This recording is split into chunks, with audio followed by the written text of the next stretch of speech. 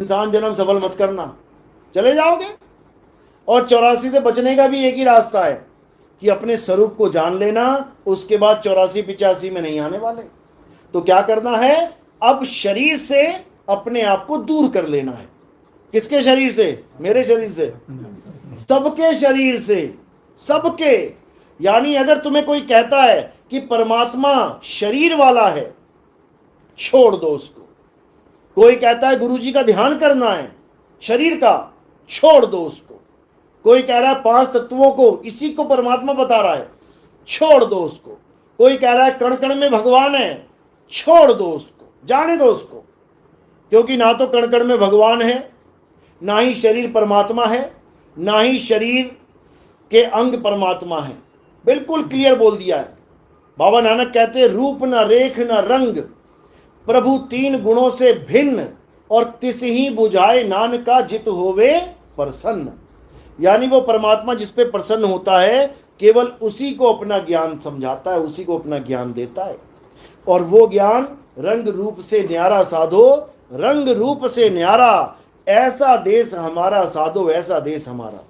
यानी जो हमारा असली देश है उसका कोई रंग नहीं है, रूप नहीं है, उसका कोई आकार नहीं है, वो हर चीज से परे है। और उसका स्वरूप क्या है? शब्द स्वरूप। यानी हमारा असली स्वरूप क्या है? शब्द स्वरूप। नकली स्वरूप क्या है? देह स्वरूप। तो नकली को किनारे कर दो और असली को जान लो। जो शरीरों को गुरु मानते हैं, कई लोग कहते हैं मैं अपने गुरुजी का ध्यान करता हूं। आप पूछो कौन से गुरुजी, तो दीवार पे फोटो लगा दे, दिखा देंगे वो वाले गुरुजी। अब वो किसकी फोटो है? सोचो, वो किसकी फोटो खींची है? शरीर की। शरीर किससे बना है? 5 तत्वों से। तो वो फोटो किसकी है? 5 तत्वों की। उसका गुरुजी कौन हो गया? 5 तत्व। तो जब गुरुजी 5 तत्व हो गया तो चेले को प्रसाद में क्या मिलेगा? 5 तत्व। 5 तत्व को याद कर रहा है तो 5 तत्व मिलेंगे। जैसे जड़ भरत हिरण को याद करने लग गया था मृत्यु के समय, तो क्या बन गया? हिरण बन गया। इसी को साहिब ने कहा है, जहां आशा तहां वासा होई, और वा को रोक सके ना कोई। तो तुमने किसी शरीर का ध्यान नहीं करना है, तुमने ये आस नहीं लगानी है कि कोई बाबा जी आएंगे मुझे लेके जाएंगे। इस भ्रम से बिल्कुल बाहर निकल जाना। अगर तुमने बाबा जी का वेट कर लिया अंत समय में, तो पक्का काल भगवान के मुंह में जाना पड़ेगा। क्योंकि बाबा जी नहीं आएंगे, बाबा जी फॉरेन ट्रिप पे हैं, घूम रहे हैं मस्ती में। कौन आएगा लेने? काल भगवान आएगा लेने। क्योंकि काल भगवान के पास जो सिद्धि है वो किसी का भी रूप धारण कर सकता है। अरे वो कबीर साहब का रूप धारण करके आ गया इंदुमती के सामने। ये तो शुक्र मनाओ, कबीर साहब ने इंदुमती को बता दिया था कि काल मेरा रूप लेके आएगा। लेकिन याद रखना कि मैं शरीर नहीं हूं, वो मैं नहीं हूं, वो काल है। तो इंदुमती को लेने आया, चलो बेटिया टाइम हो गया है तुम्हारा, तुम्हें ले चलते हैं सतलोक। कहती रे दुष्ट वहीं खड़ा रहा, मुझे पता है तू काल है। तो कहते हैं उसके झापड़ मार के भाग गया वहां से। समझो, यानी अगर तुमने किसी भी गुरु का रूप धारण किया हुआ अगर कोई दिख गया तुम्हें सामने, तो वो काल ही है। किसी भी गुरु का ध्यान नहीं करना है, किसी भी गुरु की शक्ल का ध्यान नहीं करना है। हमारा गुरु शक्ल है ही नहीं, हमारा गुरु कौन है? शब्द है। शब्द गुरु सुरत धुन चेला। तो इसलिए अब किसी बाबा जी के चक्कर में नहीं पड़ना कि बाबा जी का वेट करो। अरे तुम समर्थ हो, तुम आत्मा हो, तुम्हें किसी बाबा जी की जरूरत नहीं है। तुम्हें केवल एक मार्गदर्शक की जरूरत है, तुम्हें रास्ता बताने वाले की जरूरत है। चिड़िया ने अपने बच्चे को उड़ना सिखा दिया। अब जब शिकारी आया और गुलेल से उसे मारने लगा, अब चिड़िया सामने देख रही है कि पत्थर आ रहा है। अब वो क्या करेगी? अब पिताजी का ध्यान करेगी, माताजी का ध्यान करेगी कि माताजी आओ मुझे लेके जाओ, पिताजी आओ मुझे लेके जाओ। वो क्या करेगी? वो उसी वक्त उड़ारी मारेगी। क्यों मार पाई? क्योंकि पिताजी ने उसको हमेशा यही बोला, माताजी ने उसको हमेशा यही बोला कि बेटा मेरा इंतजार मत करना, ये तुझे भी पंख दे रखे हैं भगवान ने। इसको फैलाना और उड़ जाना। इसी को कबीर साहब ने समझाया है। एक डाल दो पंछी बैठे, एक गुरु एक चेला, गुरु की करनी गुरु भरेगा और चेले की करनी चेला, तो उड़ जा हंस अकेला। कर दिया ना अकेला।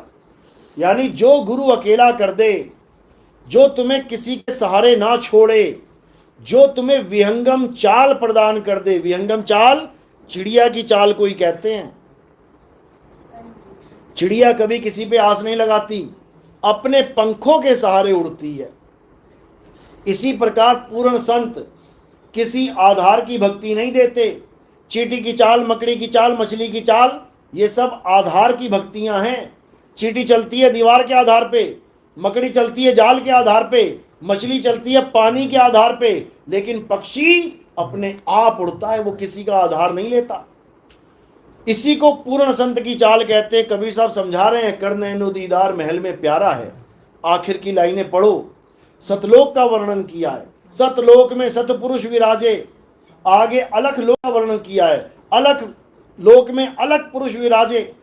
आगे अगम लोक का वर्णन किया है, अगम लोक में अगम पुरुष विराजे। आगे अनामी लोक का वर्णन किया, अनामी में अनामी पुरुष बैठा हुआ। सारा वर्णन करने के बाद क्या किया?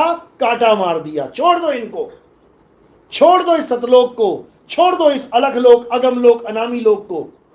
मना कर दिया कि ये सब दर्शन हो भी जाएं तब भी त्याग दो इनको। क्यों? अरे आदि माया कीनी चतुराई, ये झूठी बाजी पिंड दिखाई, अवगति रचना रची अंडमाही, ताका प्रतिबिंब डाला है। ये सब माया का जाल है, इसको त्याग दो और क्या करो? शब्द विहंगम चाल हमारी, कहे कबीर सतगुरुदेव तारी। तारी यानी चाबी। खुले कपाट शब्द झनकारी, और पिंड यंड के पार सो देश हमारा है, कर नैनो दीदार महल में प्यारा है। यानी अब क्या करना है? अब हमें उस शब्द गुरु को जानना है। शब्द झनकारी का मतलब है वो परमपिता परमात्मा जो उस गुप्त द्वार के परे विराजमान है, वो हमारा इंतजार कर रहा है कि मेरा बच्चा मेरी तरफ ध्यान तो करे, उठा तो मैं खुद ही लूंगा। वो लोहा चुंबक के नीचे आए तो सही, उठा तो मैं खुद ही लूंगा, लेकिन लोहा चुंबक से 1000 किलोमीटर दूर भागा हुआ है, नहीं पहुंच पा रहा है वहां तक। तो गुरु का क्या काम है? अब उस लोहे को उस चुंबक के नीचे लेके आना गुरु का काम है। इसको मार्गदर्शन कहते हैं। तो जब चुंबक के नीचे लोहा आ जाएगा तब क्या होगा? तो कबीर साहब समझा रहे हैं, अरे लोह चुंबक की प्रीत लोह को लेत उठाए, ऐसा शब्द कबीर का काल से लेत छुड़ाए। यानी फिर तुम्हें काल से छुड़वा लेंगे, दोबारा काल के जाल में आने की जरूरत नहीं पड़ेगी। लेकिन कब? जब तुम सही मार्ग पर चलोगे। यानी तुम्हें सारे नाम छोड़ने पड़ेंगे। ज्योत निरंजन ओंकार रारंकार सो हंग सत नाम छोड़ दो। सतपुरुष अकाल मूर्त शब्द स्वरूपी राम छोड़ दो। वो हमारा इंतजार कर रहा है कि जानकारी और